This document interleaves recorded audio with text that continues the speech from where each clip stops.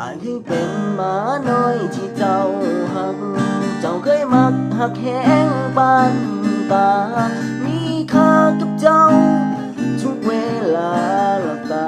ก็ยังคิดฮอดเคยได้กอดเคยได้ใจไปใส่มาใส่ก็ไปน้ำตลอดได้หอมฮอดได้กอดเว้ามาน้ำตาสิไหลไอ้สิคิดว่าเจ้าจึงเศร้าหักง่ายปานนี้ฮอดบ่พอปีเจ้ามาเลยนี่โอ้ย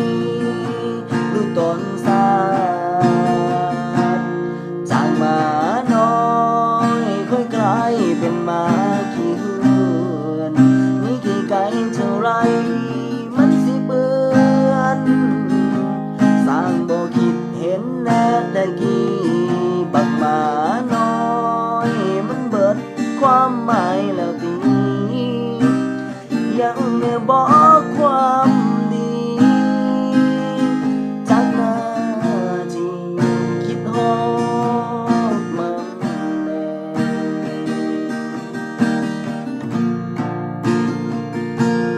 จากหมาน้อ